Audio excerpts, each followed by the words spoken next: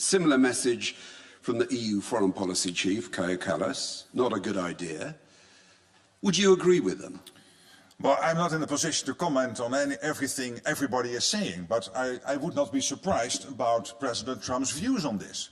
He has been clear during the election campaign, and we knew for a couple of days that talks were imminent, at least that a phone call with President Putin was imminent, and that phone call took place yesterday. And now we have to make sure collectively that we do everything to make sure that we get to a lasting outcome of those talks. All right.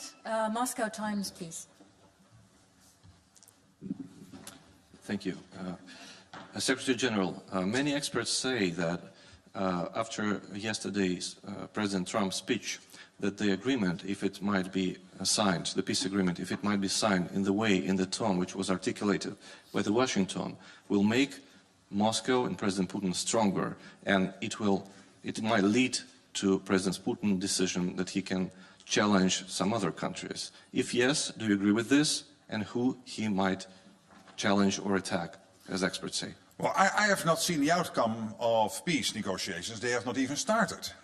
What I know is that all allies here today, and I know that the White House thinks the same, are of the opinion that we have to make sure, yes, that there is peace in Ukraine, that we end this awful situation, this war of aggression where hundreds of thousands of people have now been dead or seriously injured on both sides of the border. And it is really horrible. So we want to end this. But of course you have to make sure that you conduct those talks in a way where the outcome is such that it will not be seen as a loss to the West, one, and two, that we make sure that the outcome is seen as enduring. That it will not be challenged again, like we have seen after Crimea and after the Minsk Accords in 2014, where immediately basically moving forward to 2015 and 2016, Putin started to challenge the outcome of these agreements. Bloomberg, behind the cameras.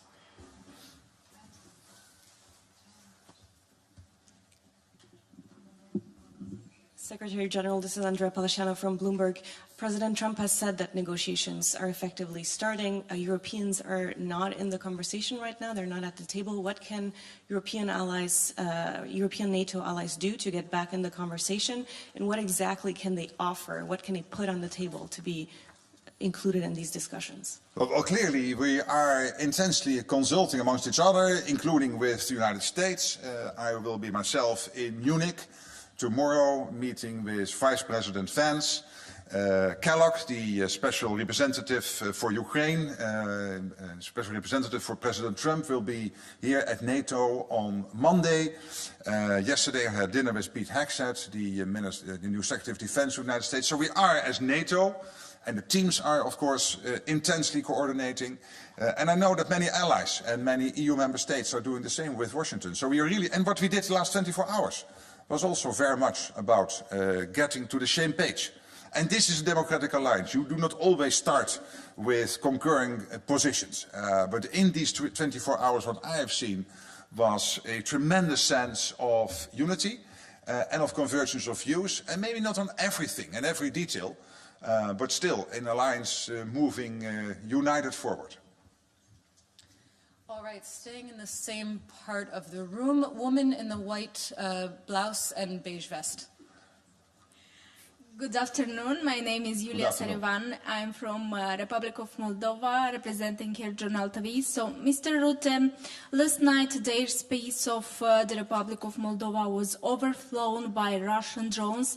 Some of them even exploded on the Moldovan territory, which is very serious and endangers the lives of our citizens. What can allies do to help Moldova to protect its airspace? Because it's really dangerous right now, and as we speak, Moldovan citizens are in danger. Well, as you know, many allies, I hosted Maya Sandu, the president of Moldova, here myself in late 2024, I think it was in December, So we are having a lot of talks and consultations. And many allies are also bilaterally supporting Moldova. The European Union is very much involved because we all care about your beautiful country.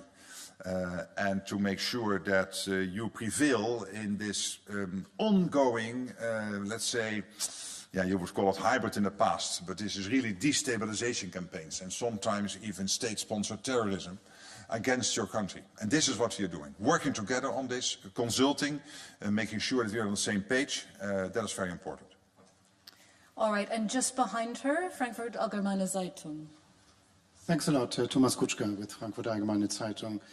Secretary General, yesterday the US Secretary of Defense also said that in the future Europeans need to take ownership of their own, as he said, conventional security.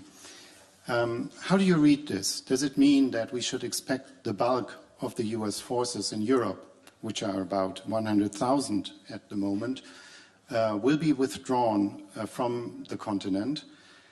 Did you discuss this with him? Did you get any assurances? And would it be wise for Europeans to basically foresee a situation where the US only provides a nuclear umbrella, but no longer any conventional protection? Thank you. Thank you for the question. And you know, Pete Hegseth visited Stuttgart on Tuesday. And on a question, I think, by you or one of your colleagues said that there are no plans to reduce troop levels. That's one. At the same time, the US is quite irritated, basically for a long time, and Trump made this very clear when he came on board in 2016, 2017, about the fact that the US is spending much more on defense than the average is in the rest of NATO, in Canada and in Europe. So we have to do more. Last year we spent 20% more. US NATO allies. So if you take out US from the numbers, the rest of NATO spend 20% more. So we can do this. But it is not nearly enough. When you look at the capability targeting process, and when you then from there start to see the emerging gaps, it has to be much and much more than this famous 2%. It will be more than 3% at least. So here he is right. And the good thing, of course, is when we in the rest of NATO spend more, that there will be more of a burden sharing with what the US is doing, because the US itself is now on about 3.3, 3.4, 3.5%, depending on which year and how you calculate it. So that burden shift is necessary. But to your concrete question, I think Pete Hegseth was very clear in Stuttgart. Let's see, here. Woman in the second row.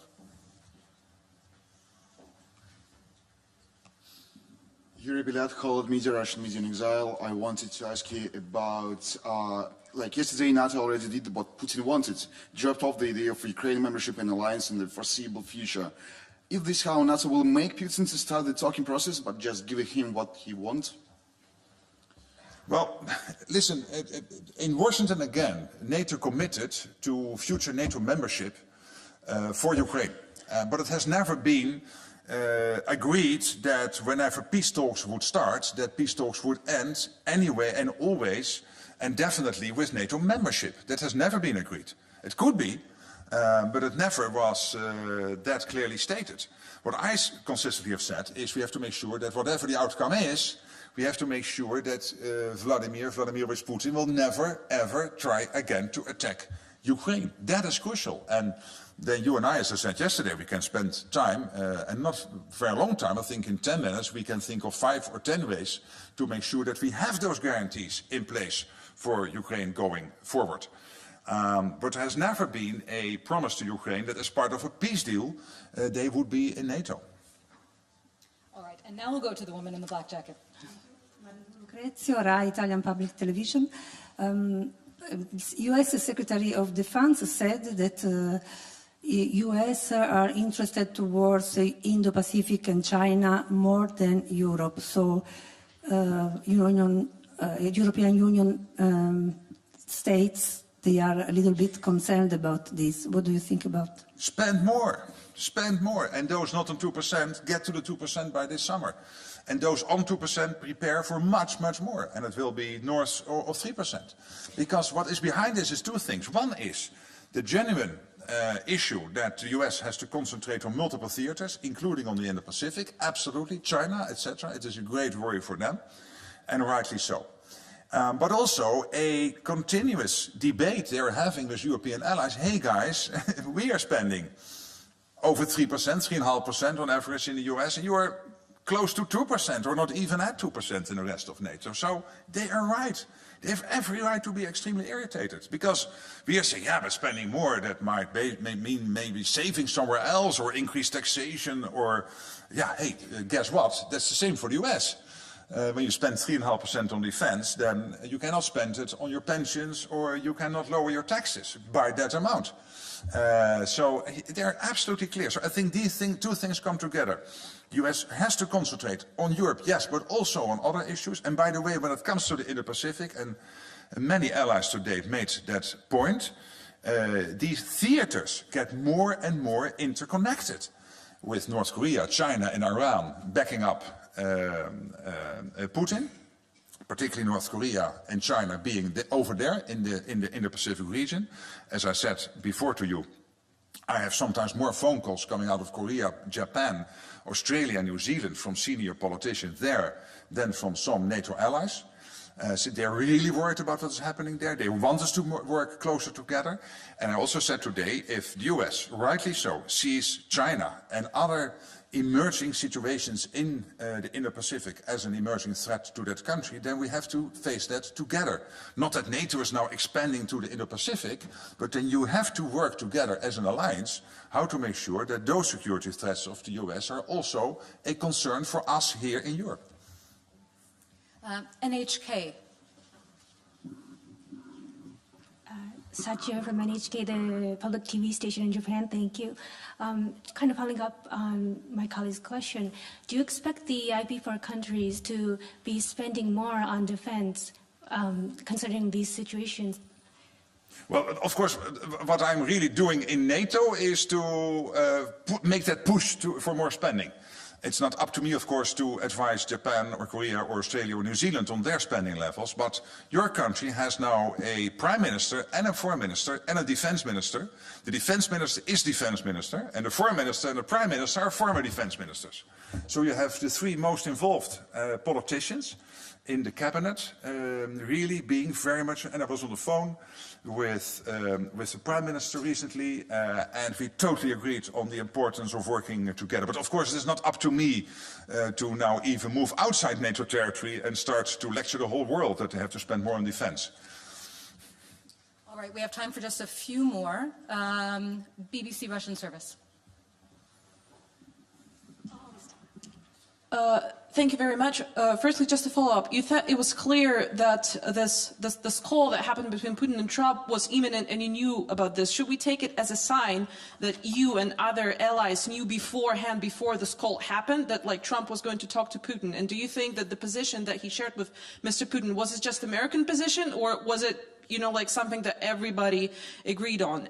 This is my first question. So I first answer that question, okay, then sure, we go to your second question. Sure. Now what I said is we always knew that this week that call was imminent, not exactly at that particular time slot. It's not that detailed that we consult with each other, but we knew a call would happen soon. It was imminent and teams are consulting each other. That doesn't mean that we always consult in detail about all the talking points in each of the phone calls each of the leaders within NATO is making. But of course, there is a large sense of sharing what each of us is doing. Okay, and my second question is, President Zelensky said today that there's a huge risk that the negotiations and just the conversation about the future of Ukraine and Europe could turn into bilateral US Russia conversation. And I think it's not a secret that Vladimir Putin wants to see something like the second Yalta, you know, like the situation where he sits with an American president and they decide on the fate of the whole world. And it feels that in the last 2 days, the risk that Europe will be excluded, Europe and Ukraine will be excluded from this conversation became much higher. What do you think about this? Well, first of all, the first one President Trump called after he was on the phone with Putin was President Zelensky. They talked for an hour. Tomorrow, President Zelensky will meet with Vice President Vance. I will myself have talks tomorrow with President Zelensky in Munich. So we are closely coordinating between the US and also Ukraine and, of course, European allies. All right, and just behind her, the blonde woman. Tanja Komarica, Serbia.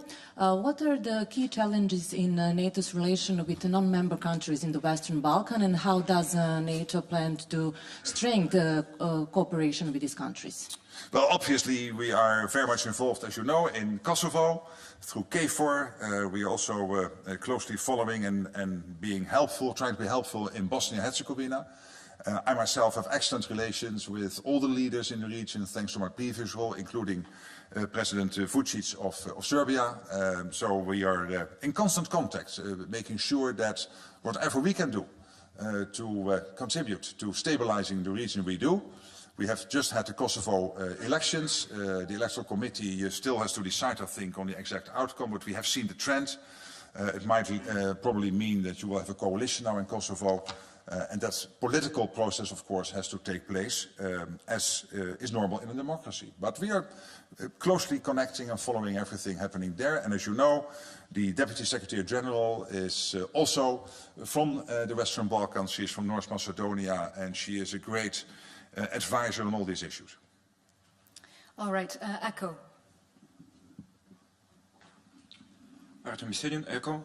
So, if, as we see, negotiation may start soon, maybe in this half year or year, does that mean that member states are effectively accepting the suspended status of the annexed territories? How does it align with statements supporting Ukraine's sovereignty? Does that mean that NATO accepts all these territories are controlled by Russia forever? Well, again, what I said before, we want peace. We want to make sure that when the talks really get underway, that you guys are, sorry, the Ukrainians, but I know you're in exile. I'm not sure whether you live in Ukraine now, but at least that Ukrainians are in the best possible position to conduct those talks. And that whatever the outcome is, that we make sure that it is the full stop. And that Russia will never try again. And really are consulting with our allies here in Europe, with the Canadians, and particularly, of course, with the Americans. As I said myself, I will have many meetings with senior American officials in person in Munich and here in Brussels, but of course also on the phone. And that is important, so that, because we all have that wish that we will get to a durable peace in Ukraine, but that we try to do it in a way that it is indeed enduring, lasting. And of course, President Zelensky himself is very much part of all those conversations. All right, gentlemen in the front and center. Raf Sanchez, NBC News. Secretary General, you said the NATO alliance is united around the goal of putting Ukraine into the strongest possible position going into these negotiations. But did Secretary Hegseth explicitly confirm to you that that is the American position? Because the way President Trump was speaking yesterday, it sounded to many people like he sees the United States as essentially a neutral mediator in these talks. No, but you know that the US is one of the biggest suppliers of military aid into Ukraine, which is still ongoing. And what is very important, of course, here is that going forward, and I've said it before, I expect the US, for the European allies, to take a bigger share of the financial burden. That might be the case, and I would not be surprised, because the US has paid a lot of money. And luckily, over 2024, what we have seen is that now the European part of NATO is taking about 60% of the burden in terms of the money involved. And going forward, I expect the US to, for the Europeans to step up even further. All right, and final question.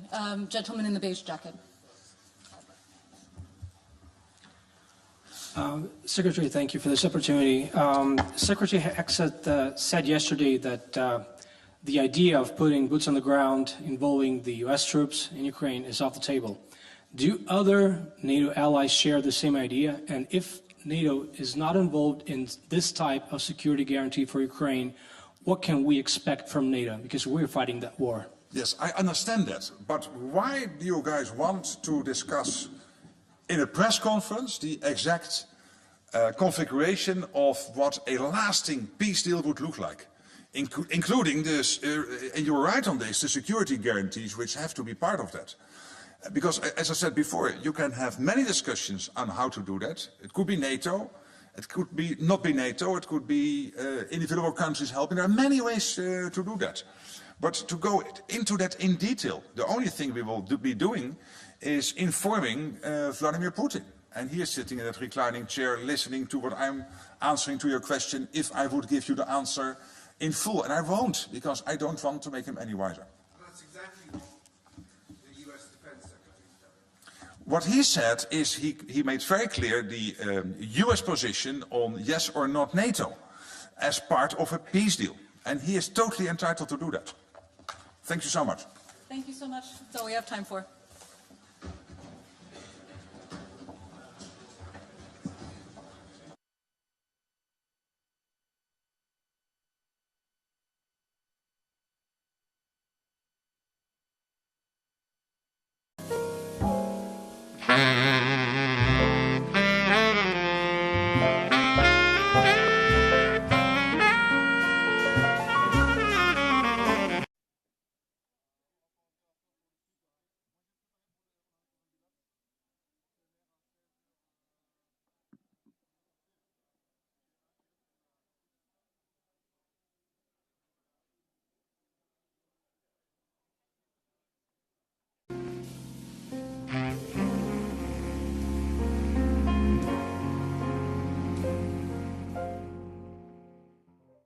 Radio Swiss Jazz, Ihre tägliche Begleitung.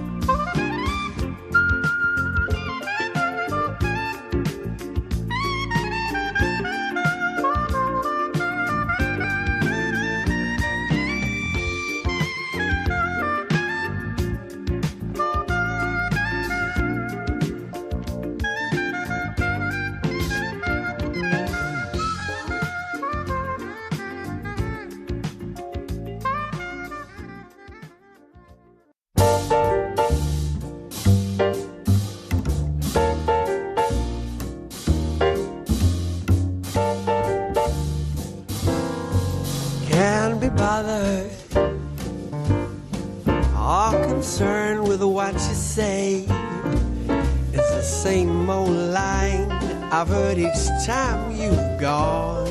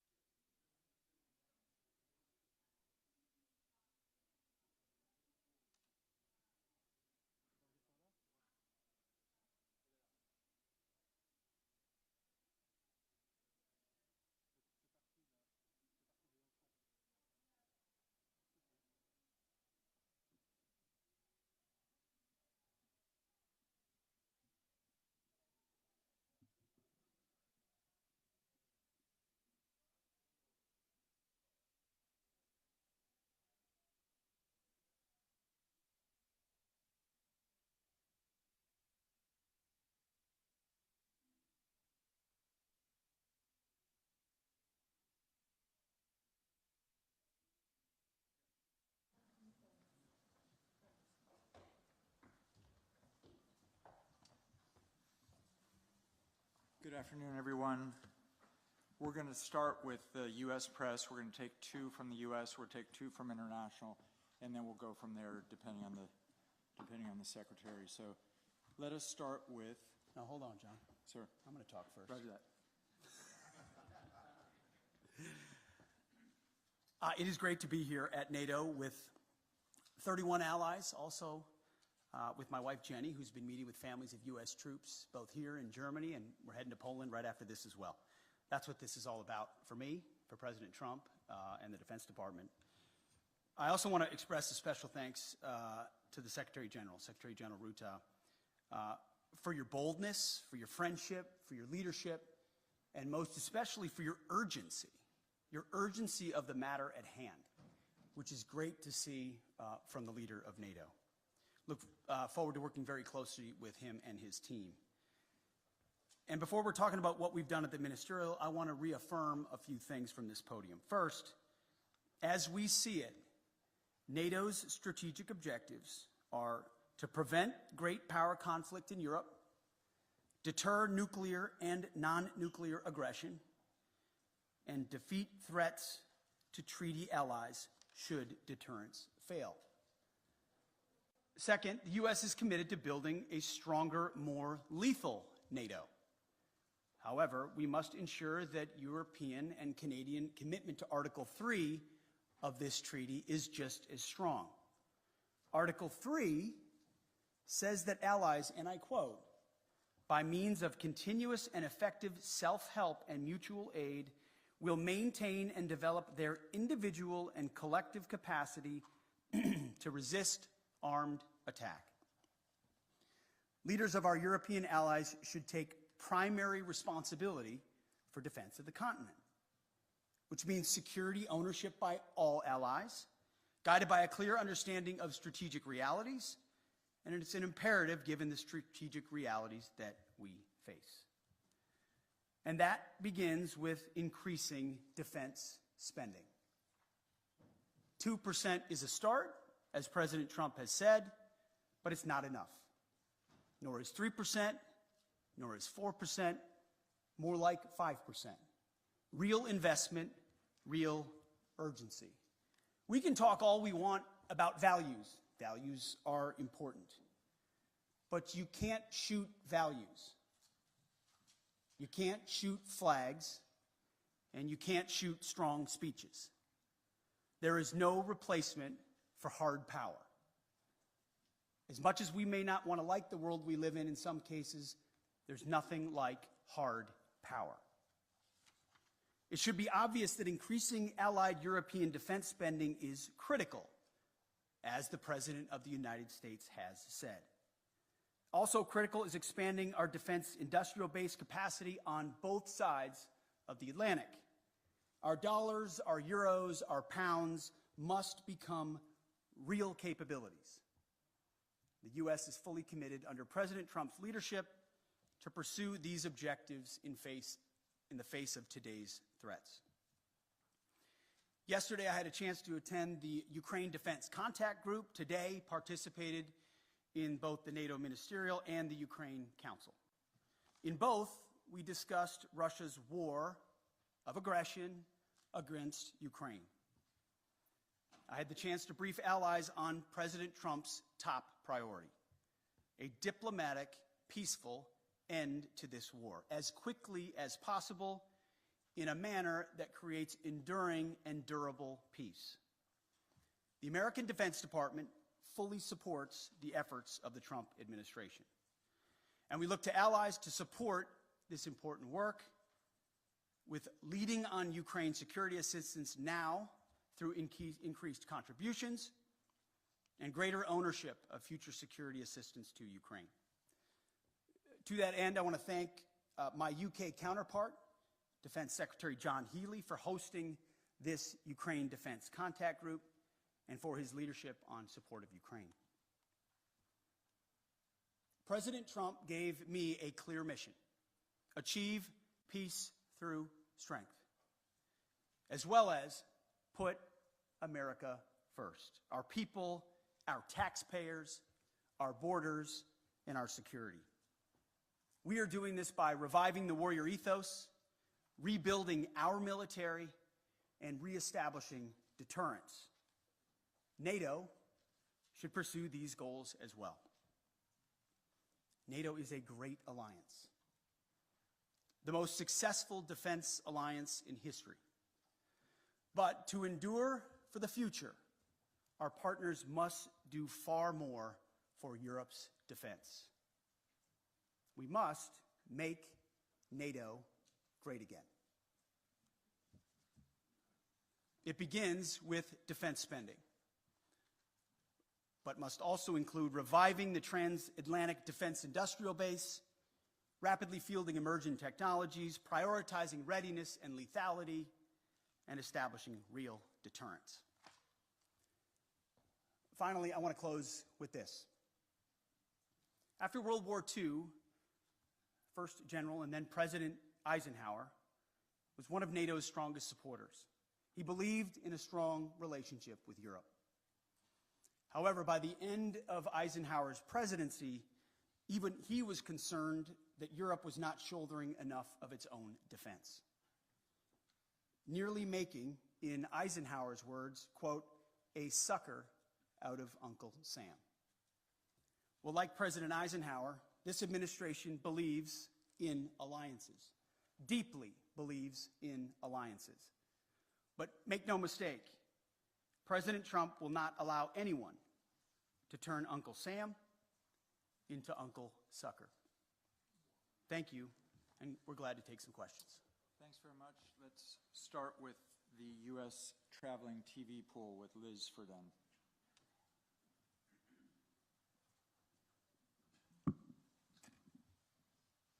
Thank you, Secretary Hegseth. You have focused on what Ukraine is giving up. What concessions will Putin be asked to make? I would start by saying the arguments that have been made that somehow coming to the table right now is making concessions to Vladimir Putin outright that we otherwise, or that the President of the United States shouldn't otherwise make.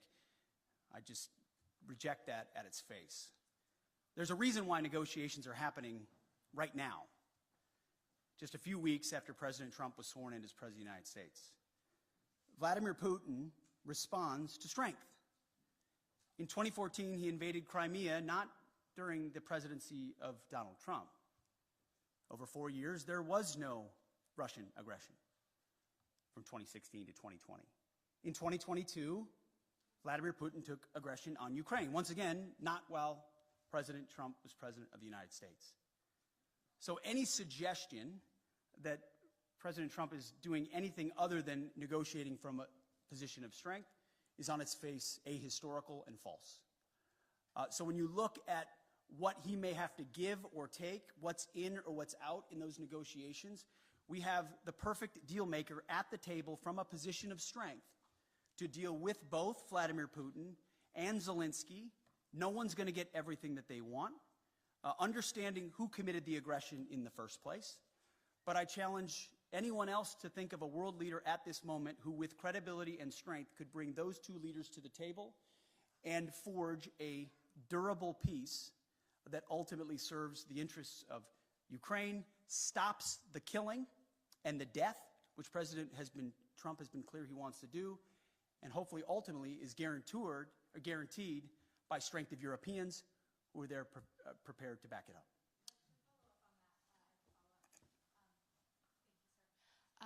Why not invoke Article 5 then for the NATO peacekeeping forces that could potentially be deployed?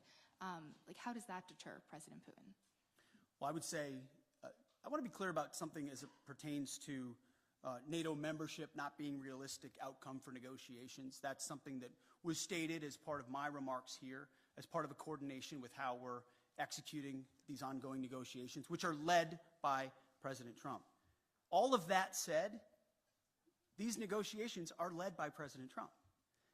Everything is on the table in his conversations with Vladimir Putin and Zelensky. What he decides to allow or not allow is at the purview of the leader of the free world, of President Trump. So I'm not going to stand at this podium and declare what President Trump will do or won't do, what will be in or what will be out, what concessions will be made or what concessions are not made. I can look, as our team has, of what's realistic, likely on an outcome. I think realism is an important part of the conversation that hasn't existed enough inside conversations amongst friends. But simply pointing out realism, like the borders won't be rolled back to what everybody would like them to be in 2014, is not a concession to Vladimir Putin. It's a recognition of the hard power realities on the ground after a lot of investment and sacrifice, first by the Ukrainians and then by allies, and then a realization that a negotiated peace is going to be some sort of demarcation that neither side wants. But it's not my job as the Secretary of Defense to define the parameters of the President of the United States as he leads some of the most complex and consequential negotiations in the world. Sticking with the U.S. press, let us go with Axios' Zach Basu, right in the far right. Thank you, Mr. Secretary. Given the position you've now staked out, what leverage exactly is Ukraine being left with, especially if the U.S. also plans to wind down its military aid? And then quickly, if a NATO ally is attacked by Russia or any country, will the U.S. unequivocally uphold its obligations under Article 5, regardless of that country's... Well, we've said we're committed to the alliance, and that's part of the alliance, right? You point out Article 5, you point out Article 3. It's just a cheap, I'm not saying it's cheap coming from you, but it's just a cheap political point to say, oh, we've left all the negotiating cards off the table by recognizing some realities that exist on the ground. President Zelensky understands the realities on the ground, President Putin understands the realities on the ground, and President Trump, as a deal maker, as a negotiator, understands those dynamics as well. By no means is anything that I state here, even though we lead the most powerful military in the world, hemming in the commander-in-chief in his negotiations to ultimately decide where it goes or does not go. Well, he's got all the cards he would like. And the interesting part is, oftentimes, while the conventional status quo mindset or the legacy media wants to play checkers, the same checkers game we've been playing for decades, President Trump, time and time again, finds a way to play chess. As a deal maker, as a businessman who understands how to create realities and opportunities where they otherwise may not exist. Take, for example, the conversations that our Treasury Secretary had in Kiev recently with President Zelensky, which will continue in Munich with our Vice President and Secretary of State, around investments and resources inside Ukraine. I don't want to get ahead of any decision or announcement that could be made there. It could be any number of parameters. But President Trump, as a deal maker and a businessman, recognizes that an investment relationship with Ukraine, ultimately in the long term for the United States, is a lot more tangible than any promises or shared values we might have, even though we have them. There is something to relationships and deals in real ways, whether militarily or economically or diplomatically, that he sees that are possibilities that could forge together a lot of opportunities to show that solidarity that Vladimir Putin will clearly recognize. That's one of any number of other opportunities that this president will leverage in these high-stakes negotiations. So I just reject on its face the premise that somehow President Trump isn't dealing with a full set of cards when he's the one that can determine ultimately what cards he holds. Great. Now shifting to the international press, we'll take the French wire service Agence France Presse with Max Delaney.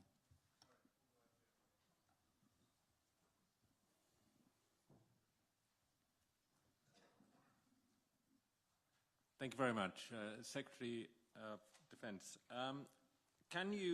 you've spoken about trying to force both Putin and Zelensky to the table. Can you give a guarantee that no deal will be forced on Ukraine that they do not want to accept, and also that you will include Europe in the negotiations about an issue that concerns European security? And can you tell us whether the US will continue to supply arms to Ukraine during any negotiations? Well, to the first part of your question, that's not ultimately my decision. The President will lead these negotiations alongside our Secretary of State, our National Security Advisor, and numerous other officials that will be involved. And ultimately, we've played our role in talking to our NATO allies about what that would look like. President Trump, I want to point out, I've got the truths right here that he posted, called both, in case we missed it, Vladimir Putin and President Zelensky. Called them both. Any negotiation that's had will be had with both. I also am very encouraged by what the Secretary General has said here. Clearly attuned to the realities of the moment, the need for peace, and that the NATO alliance and European members will play a role in that. Ultimately, President Trump speaking to those two countries is central to the deal being made, but it affects a lot of people, of course. So I'm not going to be involved in those intimate diplomatic negotiations. That's for the pros atop the Trump administration who do diplomacy and negotiations. Ultimately, as security assistance, we have continued to provide what has been allocated. I think it would be fair to say that things like future funding, either less or more, could be on the table in negotiations as well. Whatever the President determines is the most robust carrot or stick on either side to induce a durable peace, understanding, obviously, the motivations that Vladimir Putin has had on Ukraine for quite some time. Thank you. We'll have a second international press outlet. We'll go with the German paper Frankfurter Allgemeine Zeitung with Dr. Thomas Kutschka. Thanks a lot, Thomas Kutschka, Frankfurter Allgemeine Zeitung. Good afternoon. Mr. Secretary, 2 questions, please. The first one regarding the new defense investment pledge. When you and President Trump speak about raising it to 5%, do you mean European allies only, or do you mean the US as well, which is currently at 3.4%, according to NATO statistics? And if the latter is true, when do you think the US could possibly reach the goal of spending 5% on defense? That's number one. Number two, you've said yesterday that Europeans need to take ownership of their own conventional security. So should Europeans expect that ultimately the US would withdraw the bulk of their forces from Europe and just leave in place what is necessary for nuclear deterrence? I know there's a revision going on. I don't expect you to name any numbers, but maybe give us an outlook of what we should expect. Thank you. Thank you. I think nobody can or should contest the extent of America's willingness to invest in national security. We have a budget of $850 billion spent on defense. I'm in the business of ensuring that every dollar of that is used wisely, which is why we're pushing a Pentagon audit and making sure that we're cutting fat so that we've got more at the tip of the spear.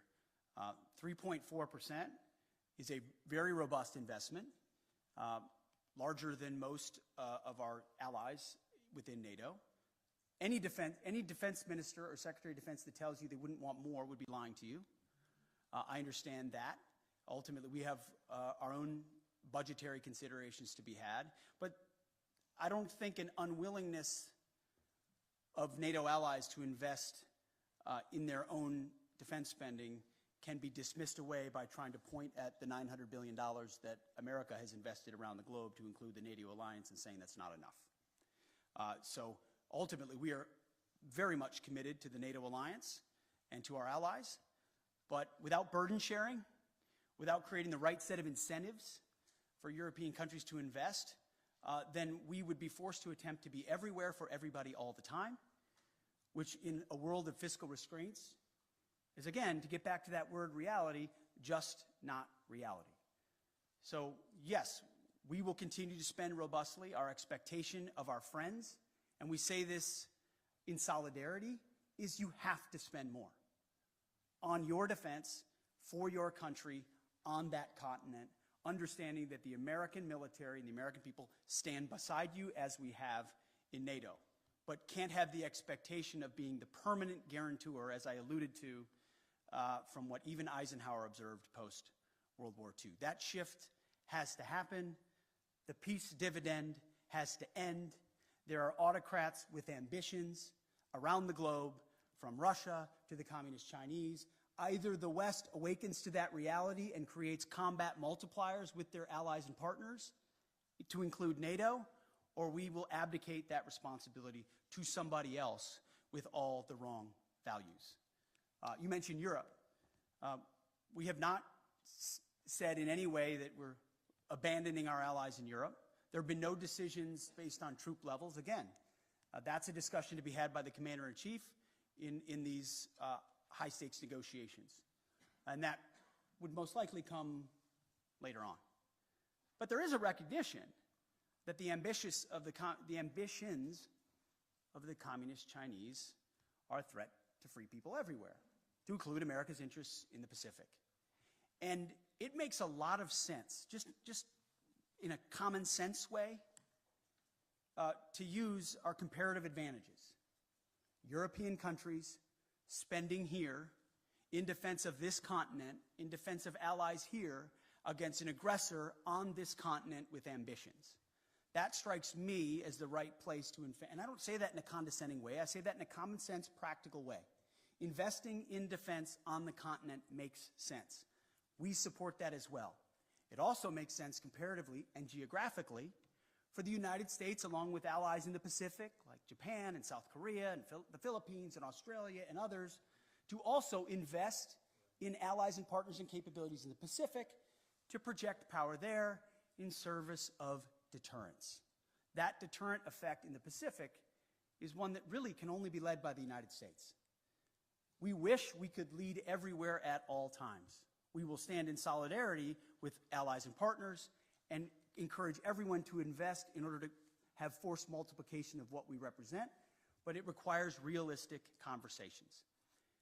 Those with disingenuous motives in the media, I don't mean to look at you, I'm just saying anyone that suggests its abandonment are trying to drive a wedge between allies that does not exist. We are committed to that NATO alliance. We understand the importance of that partnership, but it can't endure on the status quo forever in light of the threats we face and fiscal realities. Europe has to spend more, NATO has to spend more, has to invest more, and we're very encouraged by what the Secretary General has said. And frankly, behind closed doors, what a lot of our allies have said as well, acknowledging that reality. And that's why when I say make NATO great again, it's what President Trump set out to do in 2017. The press said President Trump is abandoning NATO. He's turning his back on our NATO allies. That's what the headlines read in 2017 and 2018. What actually happened? That tough conversation created even more investment to the point where now almost every NATO country is meeting the 2% goal that was said to be egregious when he first said it. Now European countries are stepping up, and President Trump continues to ring the alarm bell that even more investment is required considering where we are. So suggestions of abandonment otherwise continue to be disingenuous, and we are proud to be part of this alliance and stand by it. Sir, I'll take a couple more. Sure. Why don't we take one from a U.S. outlet and one from an international outlet? With the U.S. outlet, pardon me, sir, what we're going to take from the U.S. is Logan Rattick from Newsmax, please. You talked about expanding the defense industrial base and also expediting foreign military sales. Can you expand on that a little bit and how important that is to NATO? Well, one of the self-evident conclusions of the war in Ukraine was the underinvestment that both the European continent and America has had, unfortunately, in the defense industrial base. The ability to produce munitions, emerging technologies, rapidly and field them, was a blind spot exposed through the aggression against Ukraine. Ukraine has responded to that, as we've had a chance to listen to a great deal. Europe is responding to that, and so is America. We have to do more to ensure, whether you call it the arsenal for democracy or defending the free world, if America can't build and export and build and provide rapid capabilities because we're too stale or static or bureaucratic or the Pentagon is bloated, then we're not able to field the systems we need in the future. So deep and dramatic reforms are coming at the Defense Department with the leadership of President Trump to ensure that we're investing robustly in our defense industrial base. A great example is shipbuilding. We need to vastly increase our ability to build ships and submarines, not just for ourselves, but to honor obligations to our allies as well. And we will do that. Foreign military sales is another thing I mentioned this morning with the Secretary General. We have, for a long time, been the country, by, with, and through, that our allies are able to supply major platforms and weapon systems like the F-35 and the Patriots and others. Whatever the system is, we need to reform that process so it's quicker. So a request today isn't delivered 7 years from now, but 3 years from now with less red tape and with the most efficient and effective technology possible. We hear that from our allies, and that's part of being a good faith partner, is we're going to invest in our defense industrial base. We're going to make sure foreign military sales are as rapid as possible, which again is a force multiplier for American power, which is something we want to do in a contested world. For our final question, we'll go to an international outlet, the Japanese service NHK, with Tsuchiyo Sugita, please. Sachio from NHK, the Japanese TV station. Thank you very much. I would like to ask about China. As you mentioned that U.S. will be prioritizing in deterring China. What role will you be expecting like Japan and IP4 countries to play in this context? Sure. I mean, first of all, I would point out that President Trump has expressed a strong relationship with Xi Jinping. We don't have an inevitable desire to clash with China. There's a recognition that there are divergent interests which lead to a need for strength on the American side to ensure our interests are advanced, and that ultimately any aggression is deterred. That's a real thing, but we don't feel like conflict is inevitable and certainly don't seek conflict with China, and that's why President Trump has that good relationship with Xi Jinping.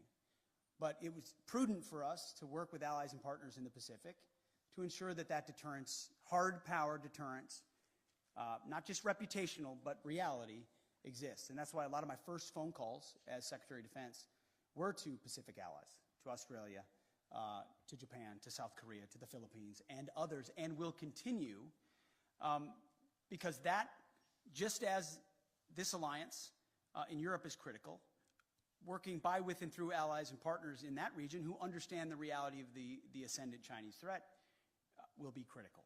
It can't be America alone. It won't be America alone if we are to deter that. So it is a focus. I've articulated that from day one. America achieves strength, whether it's in peace through the Ukrainian conflict or deterring it in the Pacific through strength. There's a reason why Donald Trump emphasizes peace through strength at every moment. My job alone as the Secretary of Defense is to ensure he has the strongest, most capable, most lethal military possible. Heaven forbid we have to use it. It's meant and built for deterrence. But if we have to, we can close with and destroy our enemies and bring our men and women home with success as quickly as possible. Thank you very much for being here. Thank you, everyone.